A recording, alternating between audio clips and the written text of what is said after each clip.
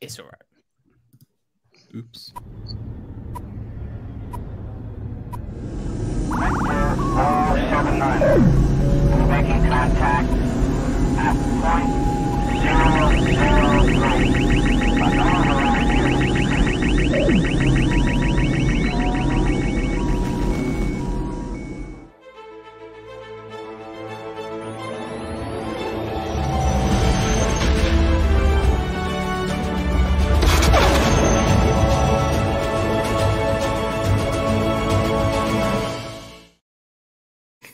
Welcome to Live Action Star Wars. I'm Ralph. I'm James.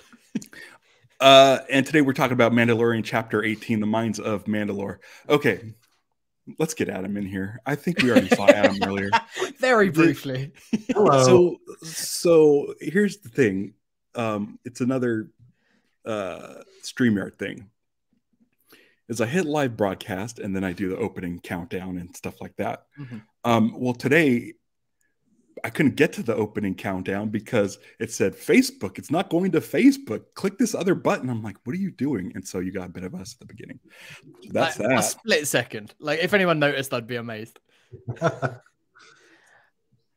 So we're not on Facebook. I just removed it. Okay. Sorry, Facebook. Oh, well. All right. I think we'll survive. How you guys doing? Yeah, I'm good. Pretty How are good. you? You got a different background there, Ralph.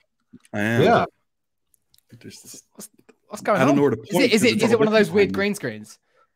Is it No. is it just a really obscure green screen that you're like just Airbnb? No? This Oh, we is can move it. a photo of a kitchen Yeah. that Yeah. Ralph is using. Yeah. I had to do a little bit of pickup right before we went on, but I'm doing good.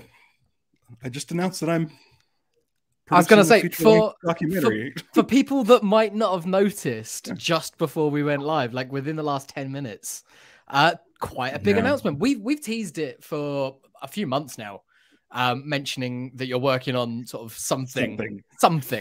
Not anything in particular, but yeah, now I think like tell the world what have you been doing, Ralph? Just in a nutshell, because it's not Star Wars.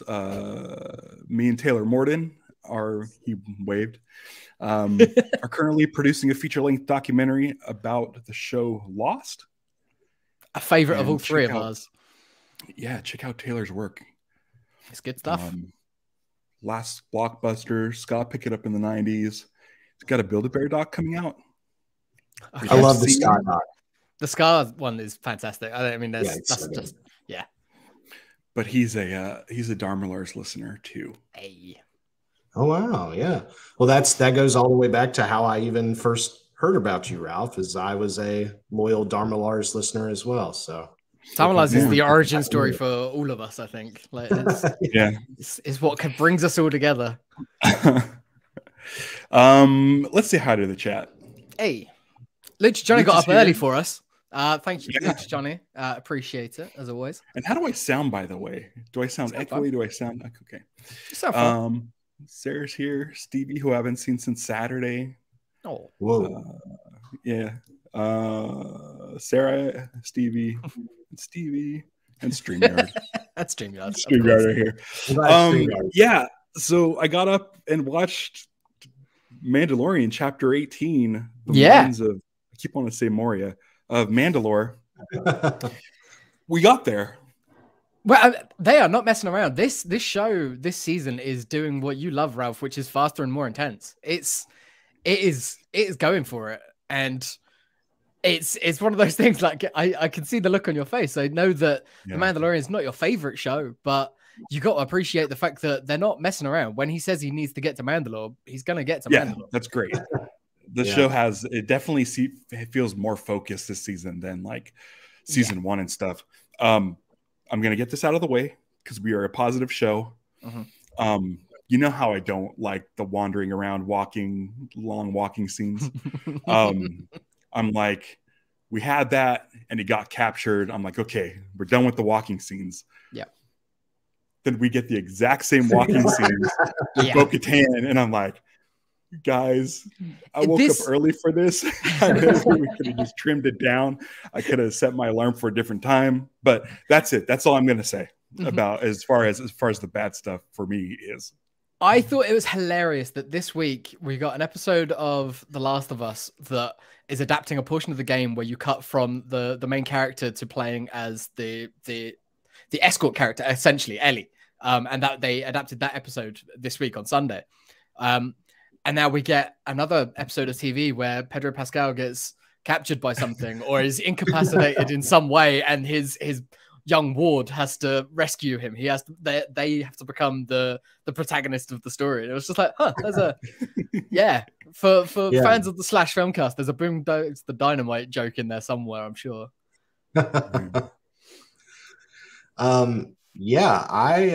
So I had a chance to see this episode early. When they did the premiere, they also dropped the first 2 episodes on like a screener app for critics, which I was super shocked by because they don't do that for Mandalorian. No. They started giving us episodes in advance for Andor, and I think that was really to like spread the word about that show, and same with Bad Batch, but we've never got advanced episodes for Mandalorian, and I don't anticipate getting any more advanced episodes for Mandalorian. I think we just got the second one because people that attended the premiere got to see it anyway. And yes, for those who couldn't be in attendance sort of situation. Yeah. And so I've been sitting on the reveal at the end of this episode for a week. And I was gonna say it's a big reveal to like leave with people. Like you gotta have trust in the people that you're sending it out to not reveal the stuff that's shown. But it's also kind of like a very hardcore nerdy thing, which is and so the reveal, obviously, if you're watching this, you should know, hopefully, that we see the mythosaur at the end of the episode, which is the infamous skull insignia that's on Boba Fett's shoulder armor. And James, you can probably speak to this too. Throughout canon, the mythosaur has it's taken a lot of different shapes, and it's had a lot of different origins and things like that. And so to see it here definitively, similar to the Crate Dragon. I was going to say Crate Dragon is the most like one-to-one. Yeah. But how it looked and how it acted and things like that were sort of still up in the air. And that's the case with the mythosaur here. But to see that the outline of its head underwater and to see the horns and stuff was pretty incredible.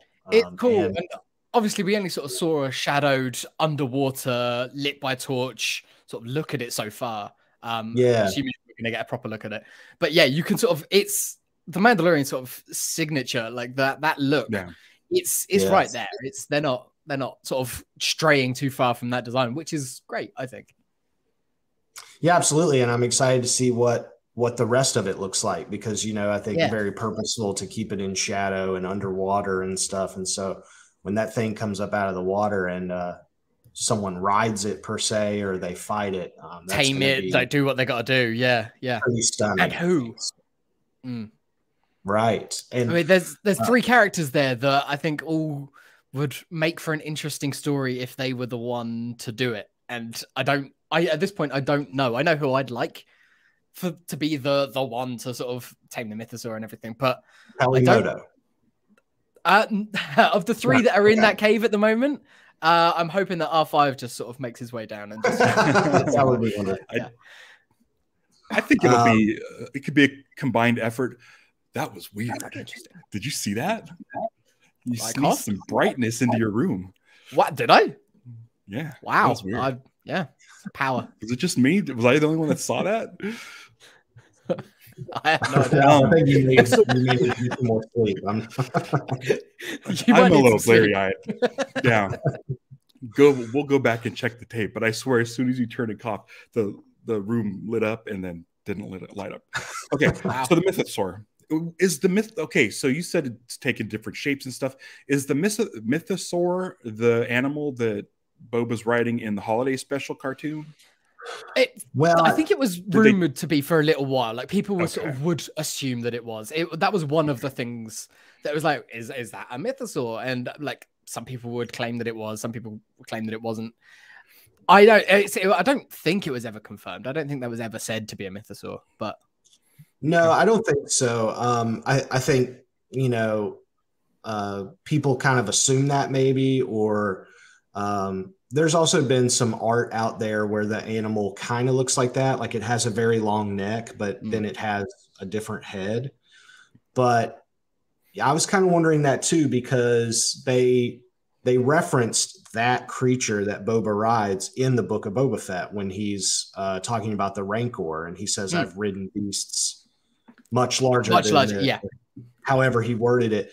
And I don't know if they were just referencing the holiday special there, or they wanted to somehow tease that he has seen a mythosaur. But the way the mythosaur is portrayed in this show, it seems like no one has seen one, period, in thousands of years. I mean, the fact that Bo-Katan straight up did not believe it was a thing and thought it was a children's story kind of tells you that no one has seen one. I saw people referring to it now that we've seen it as a factosaur. Which I quite liked. It's like you can get rid of the myth. It's there. It's down there. Right. Quite like that. So we end like, here's the thing. Like I was like, okay, I get it. It's a mythosaur. Like I'm like, I can. It has the shape, and I'm like, that's Boba Fett's armor has it. And it ends on a shot of Bo-Katan, which has her in like disbelief that this thing's actually real. Like, and then the episode ended. And I'm like, well, I mean, that was cool, but like, it didn't really sink into me that it was that special, the mythosaur. Because I've watched Clone Wars once, and I don't read the books, and so my level of mythosaur knowledge is from like Book of Boba Fett. And you've got about as much as the rest of us. Yeah, you've got about as much as the rest of us. It was mentioned in Clone Wars, really. No, I mean, if it did, it was a passing. I was wondering if there was like. It's a big deal that it's something she didn't believe in. Yeah, is true. Her reading the plaque and the tone that she has when she's reading that plaque, and just like, no, wait, you got to get the full tour. Look at how fucking bullshit this all is. Like, look at how ridiculous the story that they came up with for this pond down here. Like, I don't want her to change just because she sees a thing. I don't think it would like if I saw like the Loch Ness monster, let's say they finally like capture real footage and have it in like a zoo. I'm not going to start believing in God and joining religions, you know? So I'm hoping that's not what they're trying to imply with the last shot. I don't think so. I think it's more of a case of, oh shit, it's a symbol. It's like the Darksaber. It doesn't mean anything really. Like it's an item, it's a totem. But it's what that represents to the people. Belief is only sort of as strong as the people that believe in it. Basically, do you think? I don't know if this is a theory or if it's been talked about or what. Does it get distracted by the Darksaber? Can you tame it that way? Does it recoil to it? And that whole thing where it's like oral tradition says that whoever holds the Darksaber is like the leader of Mandalore, but they don't remember why. I mean, so they're going to find out that is. It's interesting. And will Grogu be holding it? That's the thing. Like, there's two like leadership things of Mandalore. We know that Mandalore the Great was the one who tamed the mythosaur, rode the mythosaur. That was sort of the first leader, and then there was someone from House Vizsla. It was Tar Vizsla, I think, was the first one. Who was the Mandalorian Jedi, the first potentially only Mandalorian Jedi who created the Darksaber, and then that went on to become like a symbol of power. Assuming at that point, like the mythosaurs haven't been seen for hundreds, thousands of years, that they're clinging onto this Darksaber thing. So now it could be a case of, hey, look, I've got the Darksaber, but over here, hey, look, I'm riding a goddamn mythosaur. I've definitely got more of a claim. So it's there's a lot of things going on here in terms of who will ultimately get the throne, I guess is the way to put it. Because you have to, this is just pure speculation, but going off of this episode, you have to think that, okay, Bo and Din, they both saw the mythosaur, and technically, I mean, they both bathed in the living waters. I mean, Bo diving in to save him, she may not have recited the creed or whatever, but they've both been bathed in the waters. And so for a swim, are they going to return now to the planet where the armorer is and say, hey, we bathed in the waters. We also saw a mythosaur. And, you know, I have to imagine at some point we are then going to take that group back to the planet, and whether that means fighting the mythosaur or trying to ride it or what have you. And another thing, talking about the Darksaber has been this thing that I think it just causes problems everywhere it goes, right? And I'm wondering if perhaps it could be destroyed in the battle with the mythosaur or some other case, however.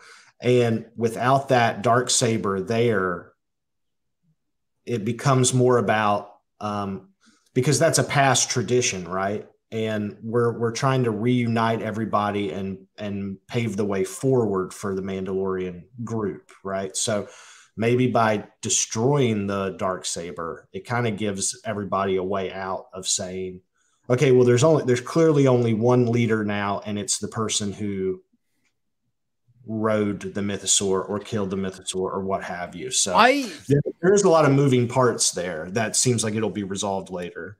I really like that idea of basically taking away any agency from the way, or from the Darksaber, from the mythosaur, from all of it, all the past traditions. Like, let them all go away. Like, if we are a people starting again, if we want to rebuild Mandalore, let's put all the crap behind us. As Bo-Katan was saying here, it's like, we fought each other for so long over such petty things, and she knows that firsthand. She was a terrorist, so like, she was responsible for destruction in that city that she's looking through, like, herself. Yeah.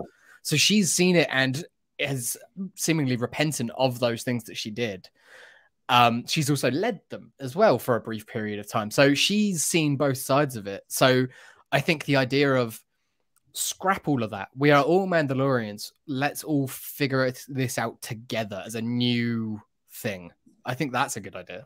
And maybe it takes someone like Din or Grogu to do that. Like, yeah, someone who's been cast out of this, shunned by that, came upon this item like by chance, essentially. But yeah, I think that's a good way of doing it. So I can't believe we're 17 minutes into this episode and we haven't talked about the most important thing in the episode, which is going back to Tatooine. On Bunta Eve. On Bunta Eve of all days, yeah. I loved seeing Bunta Eve. Everyone, like, the Jawas have got their beads around their necks like it's Mardi Gras or something. Like, everyone's like having a great celebration. And of course, Peli, being like the little pikey that she is, she's just out there like with the Jawas stealing stuff from ships and just making the most out of it. I love the scam with the Rodian and the speeder. And yeah, Bunta Eve seems like the Star Wars equivalent of Myrtle Beach Biker Week. Like, everybody's just drunk, they're crashing. Yeah, things. We saw the speeders going through the town. That's it. Because what did we see of Bunta Eve in the Phantom Menace? We saw the pod race. No, we saw the pod race and we saw the slave quarters. Like, that was it. Because when they get back to town, that's all we see of it.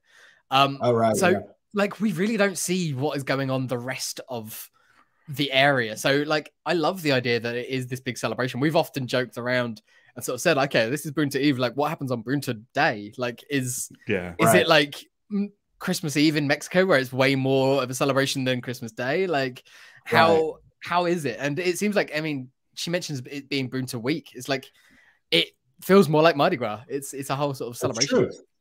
Have people... with Life Day, we've kind of adopted November 17th because that's when the holiday special aired. Is Bunta Eve May 19th? Maybe. Or has anyone celebrated Bunta Eve in... Is it May 19th? Yeah, that was episode 1, wasn't it? So yeah.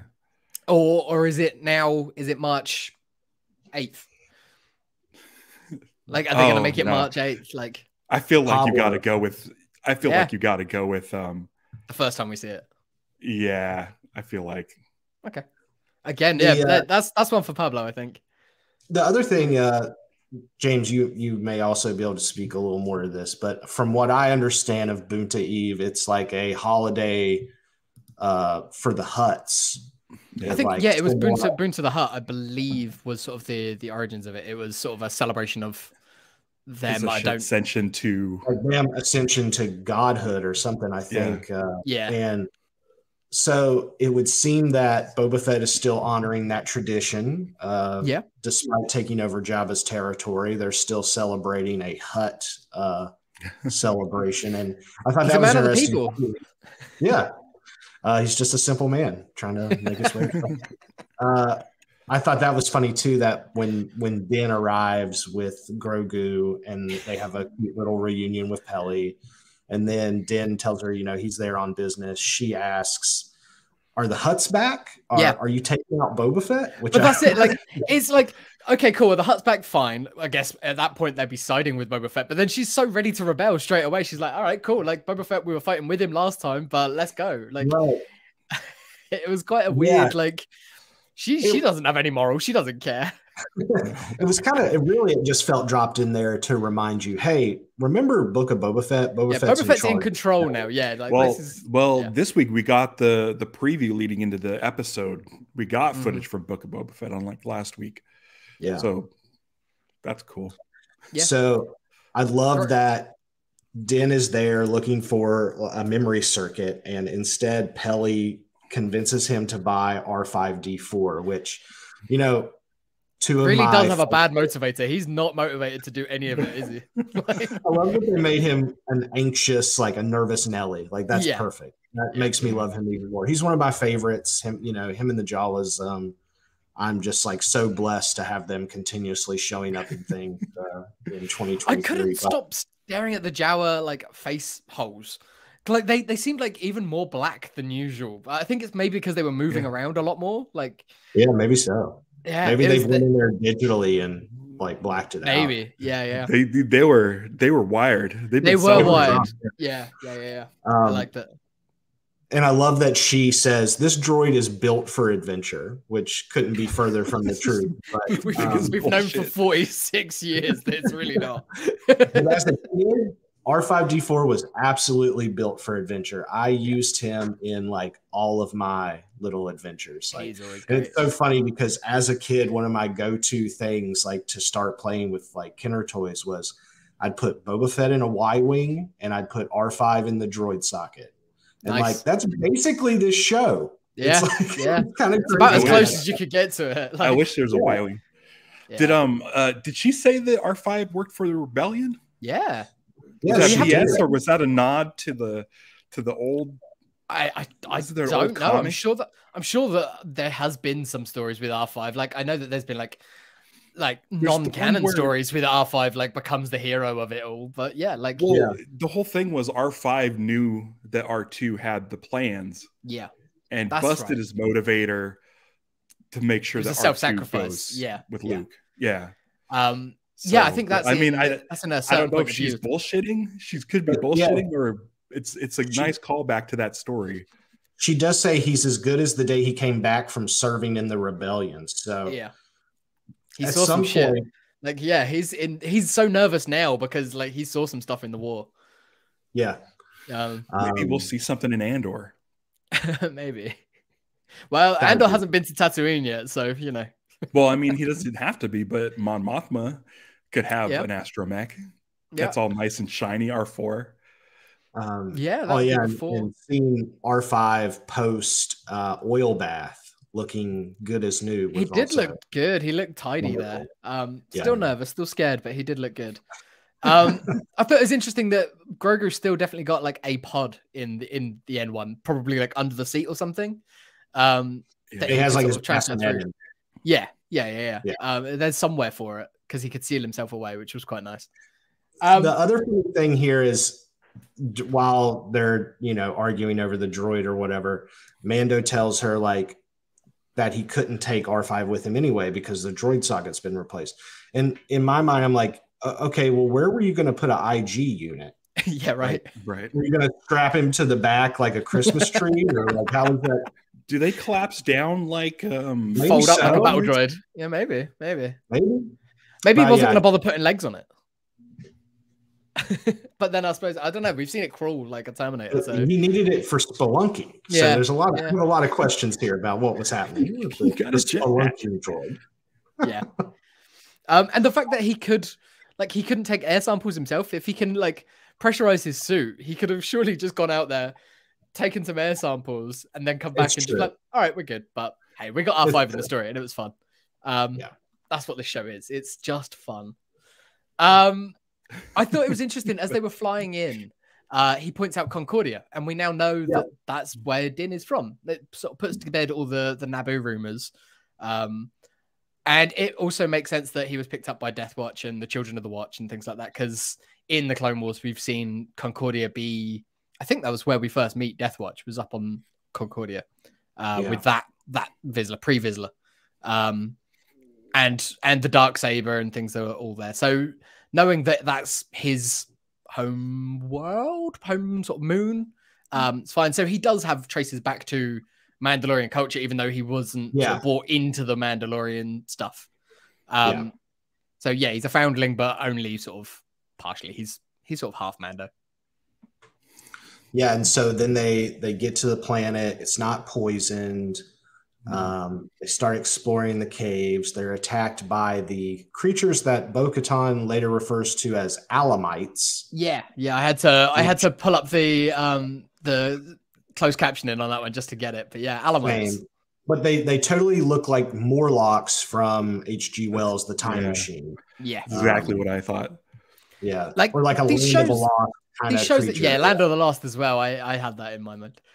They've done such a good job of the guys in suits, monsters, like, and I could see what some people being like, oh, they look cheap, they look nasty, but like they all look great. They're all fun. They're all such sort of good Star Warsy stuff. And we saw like really good masks and prosthetics and stuff last week with the pirates. That seeing this again, it's like, yeah, that's a big dude in a suit. It might even be the same dude who was it Lawrence or whatever, who played Black Chrysanthemum in Book of Boba Fett. It wouldn't surprise me if it's him, because he's sort of a behind the scenes guy anyway, like for most of that's his primary job. So yeah, big physical hulking beasts that attack.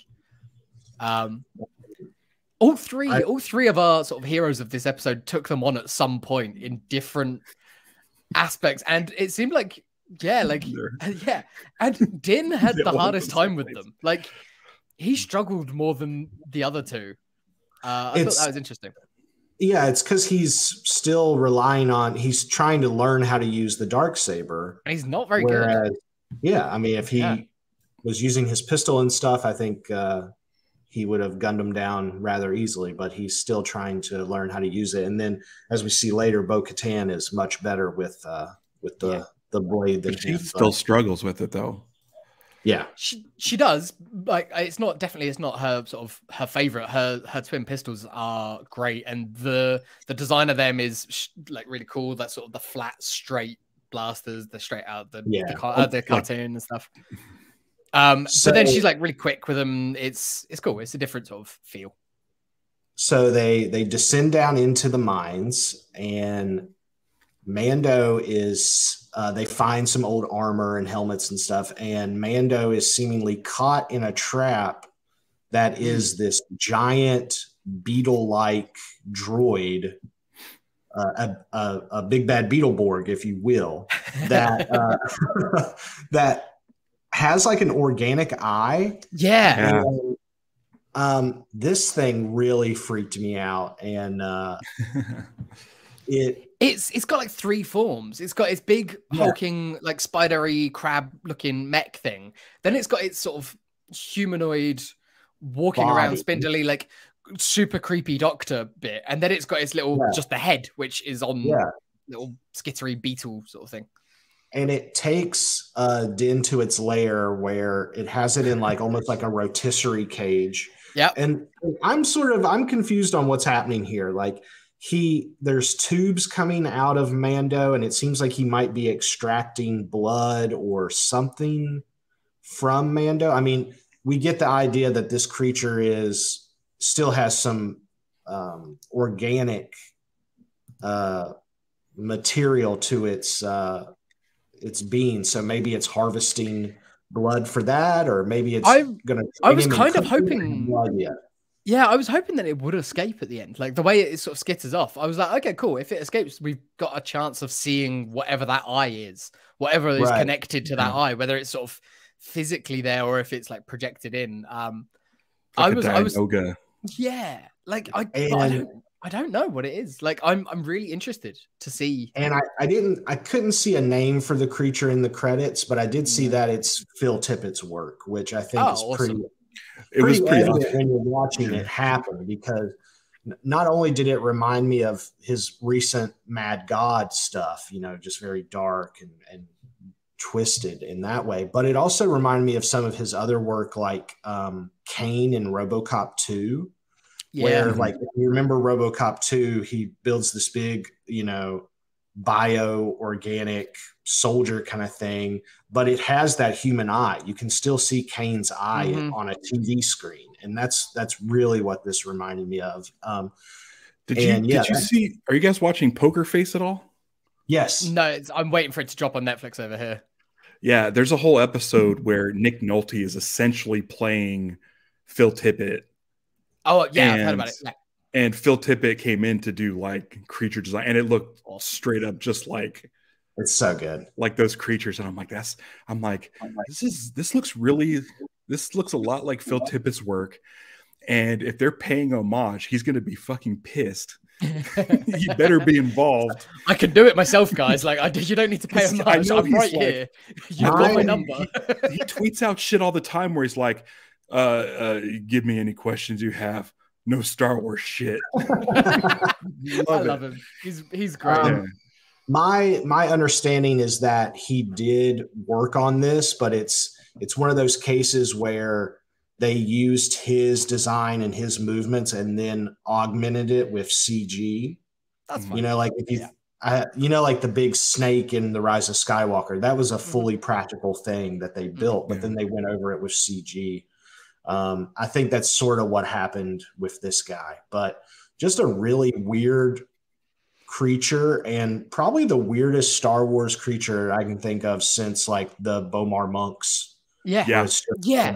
Because it's not a droid. It is something sort of biomechanical. It's the Grievous reference here was like, it's closer to Grievous than anything else. And the Bomar monks, where it is a thing inside of a thing, but we don't even know where the first thing is. Like, is it physically in there? Or is it is it just being controlled? Because I was trying to figure it out, because I mean, I'm like, why would a droid drain the blood? Eat?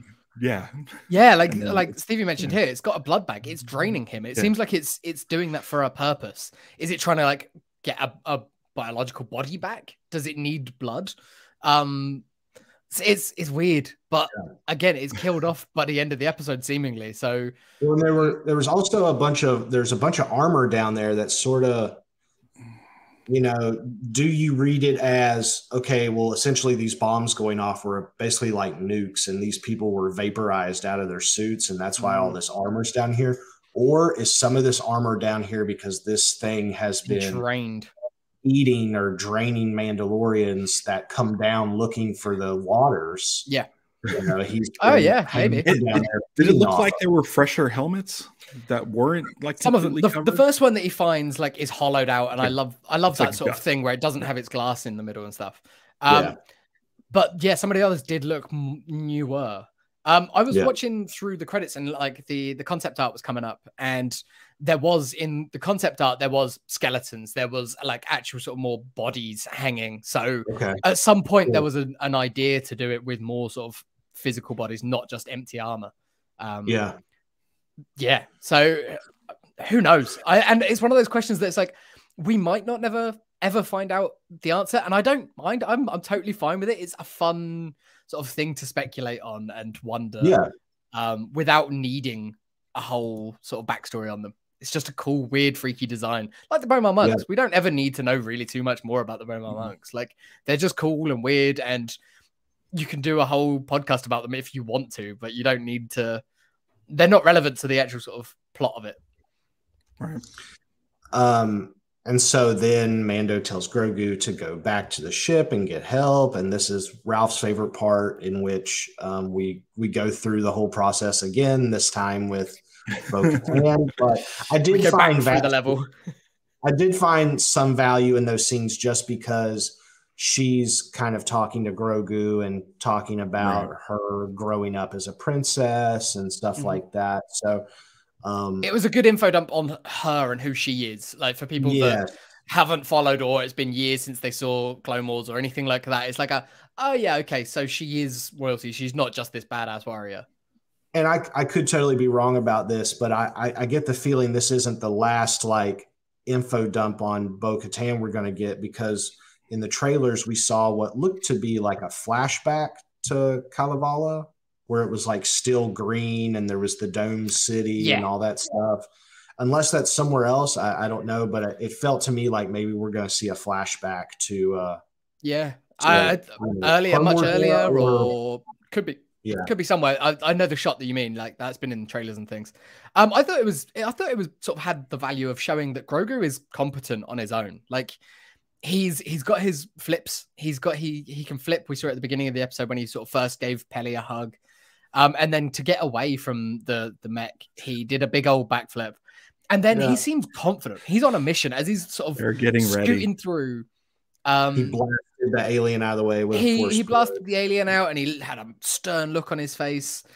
And then, you know, he's been listening to Din in the ship where he's like, this is how you sort of navigate. He's not going to fly the thing himself, but R5's there. And he just points and he's just like, yep, that's where we're going. Let's go. Conveniently just been shown where Kalevala is. Yes. Which I thought was nice. Bo-Katan on her throne, like, she's just not having a good time, is she? She just looks miserable out there. And it's like, I get her frustration as like dude, I told you, leave me the hell alone. And so she comes out, but then like, you just can't say no to Grow. Like he's right there. And as soon as you see him, as soon as he wants something, he's like, all right, I'm in, I'll help. Like, let's go. I think he may actually be getting more adorable as he gets more strong, vocal, and as he gets more vocal as well. Like it's not just the odd coo. Like he's definitely speaking a lot more. Like it's not necessarily words yet, but I wouldn't surprise me if by the end of the season we get some words out of him. It's too much. I'm telling you, his first words are going to be "dad." It's going to happen. It's got to be or "dada" or some variation of it. Yeah, yeah. I can see it. They're teasing it as well with Peli saying that his first words. Like I think it's coming. I think it is definitely coming this season. Yeah. I think with all the flipping in this episode, they're ramping up to a lightsaber fight. I think they're getting people used to the fact that he's jumping around. He's getting ready. Yeah. I'd love to see him. Tristan mentioned it earlier on that the Mandalorian doesn't refer to Din, it does refer to Grogu, and the darksaber belongs to him. Like, I'm fine with it. I think the show being called we've seen him tame the Rancor. As soon as they show one of those previously ons where they show him with the Rancor, maybe next week. Yeah, Mudhorn, then the Rancor, then Mythosaur. Yeah. Also, the shot of the Mythosaur's eye was very much a mirror of the Mudhorn's eye. Yeah, opening in the cave. So I've thought for a while that sort of the end game for Grogu, 200 years down the line, what have you, whenever they want to eventually do that time jump, is that he will be Mandalore. He will be the person that's walked both paths of the Jedi and the Mandalorians, and he will unite them. But there's not been one since pre or Tar Vizsla, and now it's Din. Like, yeah. Right. I think that's the end game, but at the same time, that's like, we're on letter C and that's letter Z. So it can still go a ton of places until then. But I think that's eventually where Grogu kind of belongs. Like John and Favs have Favs and Filoni have sort of said like they don't have a strict like this or an end game, but like you got to think that they've got a point where they see a particular character. Like I would think that they know where they're gonna end up, whether or not they get there or not. Because that's not to be, it's not cynical. It's just being practical. When you pick a character that can live 900 years to sort of be a main character in this show, what you're saying is We got stories. We got time. Yeah, we can do whatever we want with this guy. Like, yeah. You know, they've very smartly, they've made the face of Star Wars a character that lives essentially forever, and they don't have to rely on an actor or anything for him. So it's pretty impressive. And the fact that he's captured such a wide net of an audience, like it's great. It's really impressive. You gotta get a voice though. Like, what do they have to have been looking at options and trying to figure it out? It's not going to be. And the big question of, is he going to talk like Yoda? Because we've been setting this up that Luke and everybody have been saying that Yoda spoke in riddles, like almost deliberately, that not everyone like him speaks like him. So we got Yaddle, Yaddle. We got it from the High Republic books, and then confirmed on screen, which sort of really solidifies it that she spoke in sort of a normal cadence. Like, so to get that now, it would make sense that Grogu speaks like us, like a bit more normally than Yoda. It gives Yoda the weight that Yoda's always sort of had as well. I like it separates him out, which he should. I want Ron Funches to voice Grogu. That'd be great. That'd be interesting. I don't know. They've got a lot of good voice talent. They keep on bringing in really good voice talent, even in sort of Bad Batch and stuff. Actor. Yeah, I don't think it's going to be a name person because, we were just saying, like that throws a wrinkle into it. Then you got to start paying somebody to be this character. I think it'll probably be like a Matthew Wood deal, someone, closer to the company. Sense. Yeah. But yeah, so Troy Baker. So then you could have the thing of Pedro replaced Troy Baker for The Last of Us from game to show. And now Pedro is raising the voice who becomes Troy Baker in this. Like, that'd be an interesting sort of way of tying it all together. Dude can do loads of voices. He's done Mark Hamill, for Christ's sake. Like, true. Yeah. We got our people are scattered across the galaxy speech in this episode, which, previously had been superimposed over other scenes. And I definitely thought that was more of a speech that was going to be used when he unites everyone, like we were going to hear it like as part of this big kind of Braveheart speech. So to hear it here is interesting. Laying the groundwork for that to come sort of later on. Like, it's interesting as they were going through when I think it was when Bo was going through with Grogu, and when she was walking with Din like through and sort of giving him a tour of the city. Basically, I don't know if this is for sure, but it sounded like the music was sort of reminiscent of the music that we got in the Clone Wars when they're sort of when you see whatever that city is, Sendari.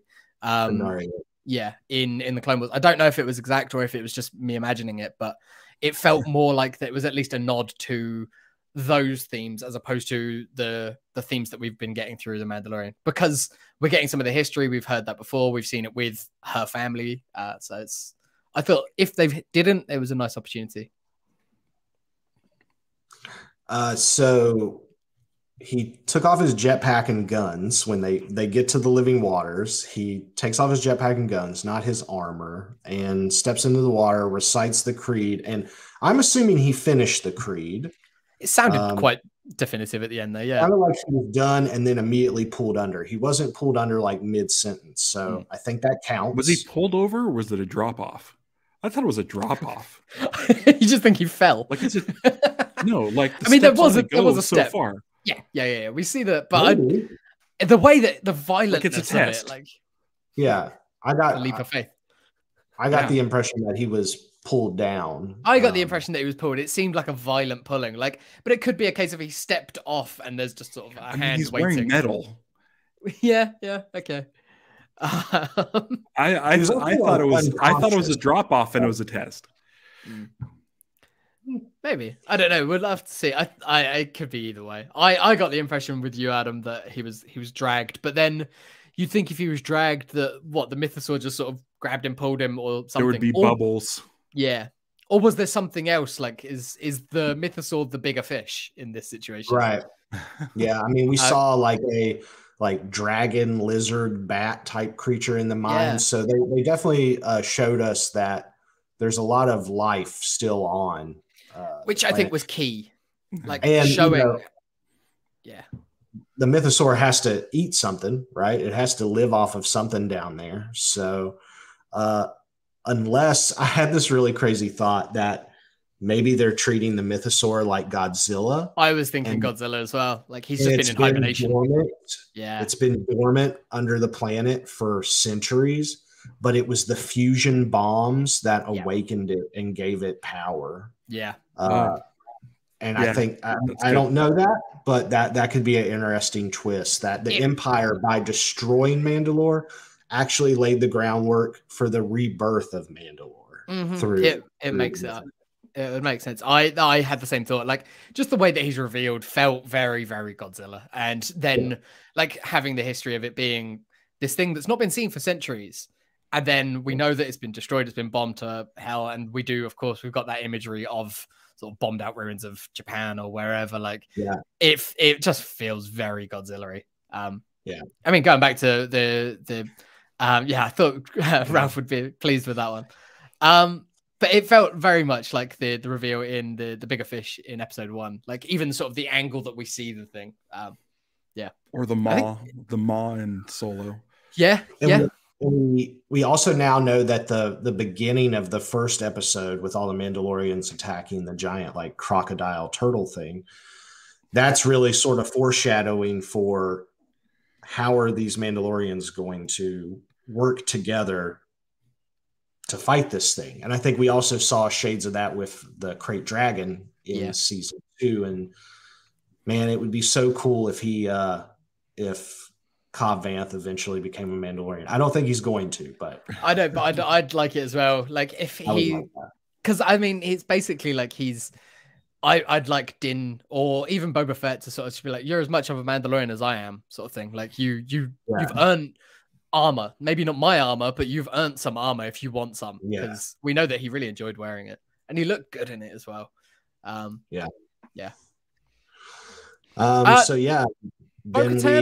Bo-Katan appreciated when Din was revering her father. And he sort of stopped when she tells him the story and tells him, like, you know, he died defending Mandalore, and he stops and he says, "This is the way." And it was the first time that felt nice and not like a culty saying. Like, and she sort of had a pause and was like, "Thank you, I appreciate that." But no, I took it as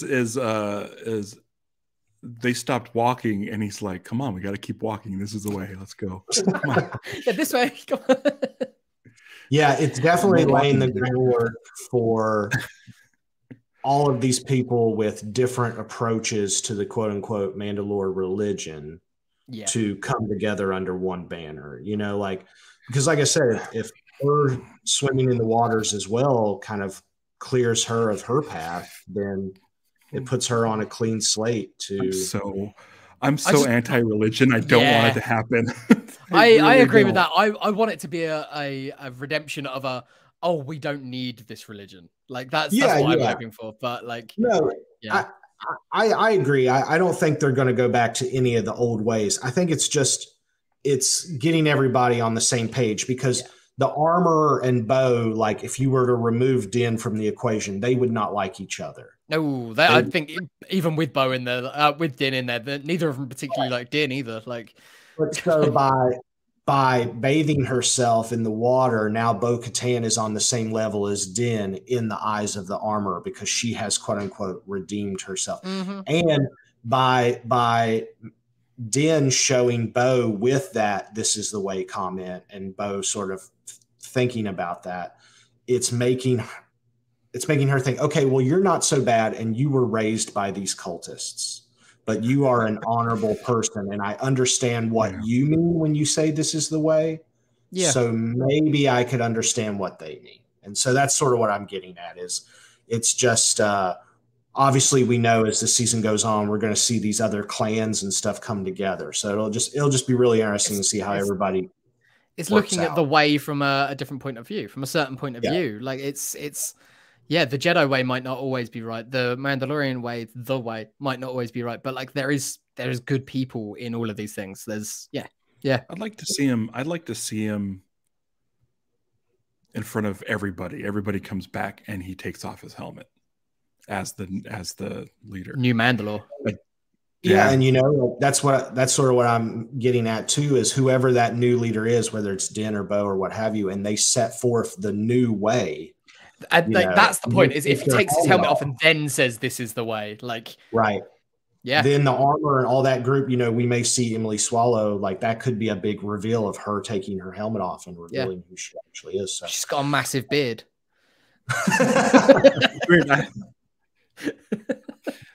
Fair enough. I was predicting that her helmet gets split by the dark saber. Yeah. Yeah. Could be a way. I think and she has a beard. I think she will be a holdout. I think she'll be the last person.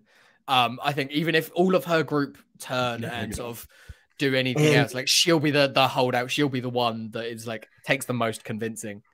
And Paz Vizsla, like we didn't talk about the first episode, but while I'm here, I might as well. But I kept getting the sense in that scene they kept showing Vizsla a lot. In that scene with the little boy. And so he seemed to be like in a place of honor within that ritual. And it made me think that this kid is maybe his son. I had that feeling on my second watch as well. And also, or at least was like maybe not his son, but like he was the guardian in the same way that like Din is for Grogu. That's a founding that that's his one that he's raising up. Right. Yeah. And Ralph, you were talking about getting people hyped to see Grogu do something. What if that little kid challenges Grogu for the Darksaber? Ooh, for the Darksaber? Yeah, that kid's toast. Like anyone's toast. He's got the Force. I mean, you've got two foundlings facing each other. I mean, it could be very interesting. But that'd be like chapter 40, and it would be right. It would be teenage Yoda. Teenage Yoda and that kid, because that kid's is it Conan O'Brien's son? No, it's Fallon. Is it Fallon's kid? It's one of them's son. Jimmy Kimmel's kid. Jimmy Kimmel's nephew. Son. Yeah. Nephew. Oh, okay. Yeah. I was gonna say it's definitely not. Yeah, it's not gonna happen next week, but just something that's interesting there. And I feel like Paz Vizsla is gonna have to get it at some point. They keep showing him. I think he's got to die, but yeah. Or else we see Jon Favreau's face under the helmet. I was gonna say, do they finally reveal it to be Favreau underneath? Does he get in shape? We know that Favreau can when he wants to. You don't need to get in shape. If they can put Mark Hamill from 1983 in the show, you can. Jon Favreau doesn't have to go. So money. He takes off the helmet and it's swingers Jon Favreau. Yeah, that's the one. So yeah. That would be so or weird. It's the replacements Jon Favreau where he's a linebacker. Like that'd be great. But I was left wondering. So just to sort of wrap up the episode and kind of where we're going next, I guess, like. After this episode, a lot of what we've seen in the trailer was in this episode. There's only a handful of shots that we haven't seen between the first two episodes. Like, obviously, we haven't seen Grogu's flashback. We haven't seen that flashback shot of Mandalore looking nice. Mandalore. Yeah. We haven't seen all of the Mandos together dropping down on Navarro. It looked like. So there's still obviously some stuff we haven't seen, but it feels like that's what's next. Is like if I'm sort of putting on my speculation hat, it's like, okay, they're going to go back to the Armorer's planet and explain to them what's going on, and then in classic Grief Karga fashion, he's going to send a hologram to Din that's like an emergency, and he's like, "The pirates are back. We need your help, Mando." And they're all going to be there together. So all the Mandos are going to go to Navarro and under Din's leadership sort of thing. Yeah, we're going to see them fighting pirates. He'll finally wave the Darksaber and get all their attention. He's going to start bringing the band back together. Yeah, that's it. It's like when you take a big banner to a festival or something just to let everyone know where you are. Still in the same position that we're in a lot of times, where I feel like after episode 4, we haven't seen much of anything in terms of stuff that's in the footage of trailers. So it's exciting to not really know. Well, that's it, and especially like plot wise, like you think about how they started this, you'd think, okay, cool, they're going to do some side adventures, and then by the end of the season, they're going to get to Mandalore, and there's going to be a mythosaur like that. Yeah. Like I think seeing a mythosaur this season, not a surprise, but seeing it in the second episode is what is surprising to me. It's encouraging for me. Absolutely, really I would have thought it would have been like side story, little mission of the week sort of things, and then we build to that, and we maybe get a hint of it here and there. But to do it now, yeah, it's like what's going to be the driving force of the rest of the season, and putting the band together. Essentially, it would seem like we've got our lead singer now. Like let's build around it, and it's who joins. What does it take to get them all to reunite? It'd be nice. We know there's a shot of the scientist guy on Coruscant. We haven't seen any of that yet, have we? Yeah.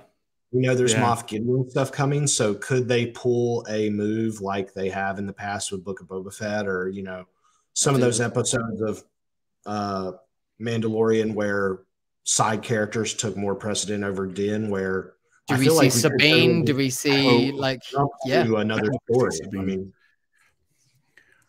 Are the last 3 episodes just Book of Boba Fett episodes? Can you imagine? I would love it. But Rick Famuyiwa is doing the last 2 episodes, so that to me feels like it is sort of a 2-parter in some regard. So yeah, I don't. His episodes are some of my least favorite. Really? Yeah. He did the Mudhorn one. The which one? Yeah, the Mudhorn one. That's one of my faves. I mean, that's Jawas and sandcrawlers and stuff. But as far as story wise, like that was the one where I was like after episode 1, I'm like, these two together, this is going to be great. And they just kind of like walk around the desert, and like it's the most side questy episode. And it's your second episode. But it set the tone of what the show was going to be. So, I know. But you know what I think of. It just turns out that the show isn't your favorite sort of show. Yeah. But I mean, I definitely like this week's episode more than last week's. Good. That's encouraging. I think last week was doing a lot of table setting. It was a lot of setup. Yeah, a lot of it. And to get it all done and out of the way, fine, great, cool. And then, after this week, I'm really encouraged because I could definitely see why they screen these 2 at the premiere. Like it makes sense that they screen these 2 at the premiere. So, but yeah, I really enjoyed the stuff on Tatooine, which was like, oh, we're going back to Tatooine. But I really enjoyed it. Amy Sedaris is great. Always fun. Mandalore looked cool. Yeah, it looks like a really crazy environment. And I love that we're seeing more of it. The tunnels, I love that we're just moving around a lot. Yeah. When they went down into the tunnels, like when they first sort of lowered themselves down, that looked a lot like the tunnels in Clone Wars season 7. Like when Ahsoka's chasing Maul around down there. Like I was like, cool, that's a nice through line of design. Like, we know what tunnels look like under that city. Let's show them like now in live action. Yeah. I thought that was a neat little reference. But yeah, I love how we're bouncing around to different planets constantly, and we've sort of built this kind of core of these are the planets that you see in the Mandalorian, right? Like we keep bouncing back around. We're gonna go. I would have to think that at some point we're gonna go back to Tatooine this season. Drop off R5. Get a refund on R5. Yeah. If for no other reason. Now, it would absolutely be amazing if they kept R5 for the rest of the series. I would lose my mind, but I just don't think that that's the case. No. But maybe I'll be wrong.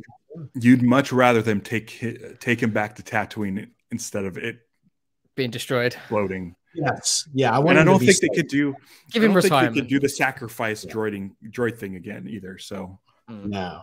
Which brings up a question about what ultimately is going to happen with IG-11 in this series, because he's definitely it's going to be there in some form. So he's going to get rebuilt in some shape or way. I mean, maybe by the Anzellans. I had a crazy thought that maybe the Armorer is going to rebuild him to an extent and put some Beskar on Mandalorian legs, Beskar legs. We're gonna have to wrap up because I got to get to work. But this won't be the last time that we get to speak to Adam this season, which is great news. Right. I think is it episode 6 of the season we've got you back, Adam? It's the one. It's in April. It's just after Celebration. It's the one immediately following Celebration. I believe it is episode 6. It's about a month away from now. Yeah, and thanks for coming in today because I didn't know if I was going to make it. Yeah. Yeah, but it's always great, and chatting to Adam about the shows is a blast. I love doing it. So yeah, and I'm looking forward to with that episode. I don't have to rush off to work, and I will have just got back from Celebration, so we can sort of maybe do a sort of a little side talk about all the things that get announced. Hopefully, some new movies. Hopefully, some new everything. Yeah, but that'll be a little while. We've gotten plenty of announcements. I want to see footage. You want some follow through? Yeah. I hear you. Yeah, because the only two movies we know of, I think, are like not happening. I mean, and there was a Variety article today that came out about some movies as well that I haven't done a full read through, but it doesn't sound good for some of those movies. I think the only thing that's really moving forward right now is the Lindelof movie, and I think Taika, we can get an announcement of that. Yeah, but I don't think Taika's is going to happen, but we'll see. Interesting. I think in this Variety article they're saying like he wants to star in it. But we'll see. Yeah. We'll see. Yeah, who knows? It's all up in the air. I'm going to run and let you guys do the sign off. So don't give in to hate, everybody. I will see you next week. We should have a guest next week. Keep an eye on the socials for the time because we haven't confirmed the time yet. Right. All right. Bye, guys. Bye. See ya. So yeah, it's been a week, and I didn't know if I was going to be here at all. Luckily, I was. But yeah, we're gonna have you on again. It was funny because James had asked you if you want to be on the show. I didn't know that, and so I'm just like, "Hey, come on episode 2," because I don't know if I'm gonna be there or not. I know, yeah. And, I was like, but I'm glad. Yeah, it's just shows how much we enjoy having you on. And I appreciate that. And I mean, it was nice because like you two guys. I could just leave. I could have just probably slept in. You guys are good. It's funny. It's just been, a crazy couple of days. I showed you some stuff before we went on, and it's been crazy. And I don't know if I have much more to say about the episode. Do you have any other thoughts while you're here? Not really. I'm just very excited I have kind of disconnected myself from the discourse altogether, spending less time on Twitter. I'm spending less time online. I'm having great conversations with people like in DMs and stuff, and we're talking right now, and I love that. But I'm just so tired of all of the negativity, and I'm much happier being away from it. So I'm really enjoying like checking in on this show when it comes out, watching it myself, having conversations with friends, and then just not participating. It's been very nice. I kind of did that. I did that with Andor because I was enjoying Andor so much. I didn't want to hear anything. I didn't want to hear the complaints. Yeah. Like someone, like I saw it happened the very first episode. I went on to Facebook and someone was complaining about the people of Ferrix. Their clothes were too clean, and I'm like, are you kidding me? Like the amount of amazing things in that show. And so I was like, you know what? I'll talk to James every Wednesday, and I'm not gonna even. I was flabbergasted. Yeah. So I'll be good with it. Yeah. And I'm really critical of Mandalorian. Like I really am, and I should be better about it. But I think I might do the same with this. Yeah. Hang out with friends, chat about it. I mean, you don't have to. Yeah. You don't have to engage with that stuff. Yeah, that's been the thing. It's like, I've been writing movie reviews for almost 20 years. And it's like criticism isn't the issue. People, if they want to be critical and point out things, that's totally fine. But it's just the entitlement. And I know we've talked about this before, but just like the entitlement and the snark and the, right. the overall meanness, it's just too much. And it's something I enjoy and I want to keep enjoying, and I don't want it bogged down with honestly people's opinions who I don't know them and I don't care about them. And so why should I be taking it so seriously, you know? Right. I don't need tomato meters. Yeah. There's movies I really like that the tomato meter does not. So it's like when people say, oh, I don't watch something because I heard it sucked. And I'm like, but who'd you hear it from and why you like, do you trust other people more than yourself? You shouldn't. So yeah, at least my philosophy on writing reviews, it's never been a public something. It's more just sharing my point of view with it. And maybe you'll like it, maybe you don't. And the whole point of this show was like, we don't have to be positive. We can have a critical conversation without being mean or nasty. Yeah. Like, I don't like them walking. I'm like, that's more me being like, hey guys, come on, let's speed this thing up. Like, this is Star Wars, faster, more intense. Totally. And when you're doing that, maybe heighten the set pieces. Don't have it be the same set piece each time, because I know Bo-Katan's fighting style is different from Din's fighting style, but let's have her fight something a little bit bigger, like the Queen, like whatever the Alamites use as like a mount, like that would be cool. Whatever like bantha like creature they ride, but let's get through those tunnels. Have some haste, because Grogu was able to sort of move faster on the way out. Like, let's go, let's get the energy, let's go. Like, cell block fight, trash compactor, shootouts, lightsaber battle. Like, it just keeps elevating. You just got to go. And instead, like, at least with when Bo-Katan and Din were walking around, she was giving exposition and talking. But like, there's just like, you're just watching silence with Grogu and Mando, which is fine because you're getting to know the layout of this land. But then you get Bo and Grogu, and we already know the lay of the land, and you're not talking. And I'm like, somebody say something, anything, or have more urgency. You know that he's getting rotisserie chickened on a spit. Like, you should be running down those halls. Sometimes I wonder if it's a conscious decision to cater to children or to extremely casual fans, where they feel like they need to sort of reestablish the locations or the backstory and stuff. And I think people who are more immersed in Star Wars, we feel that like, come on, just go ahead and cut to it, get to it kind of thing. So there's a lot of masters to serve, I guess, in that. Like, there's a lot of, like, I like slow burn movies. Yeah. I mean, almost all of Andor was a slow burn, but it wasn't. But there was stuff in there that was that like meant something, that is really like thoughtfully done. So, I mean, I don't mind walking around if it's like this crazy, like, lush Avatar world, but we've been in so many caves. We've been in so many Star Wars caves.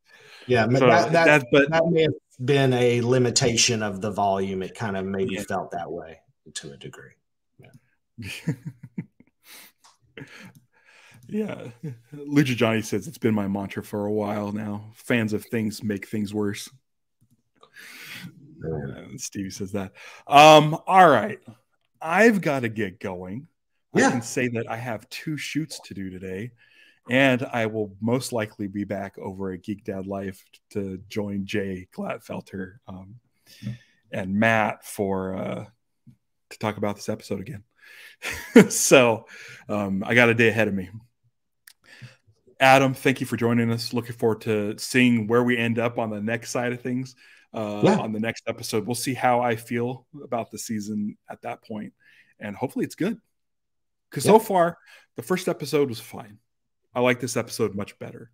So if they keep that trajectory going, I'll be very happy. Thanks everybody who showed up in the comment. Adam, where they can find you. We have these new things now that have our name and our headline. So you can find me at Adam Frazier on Twitter and at pop_in_pizza on Instagram. And keep up with me that way. Awesome. So I'll continue James' sentiment and say, don't give it a hate and celebrate the love. And I'm going to punch it.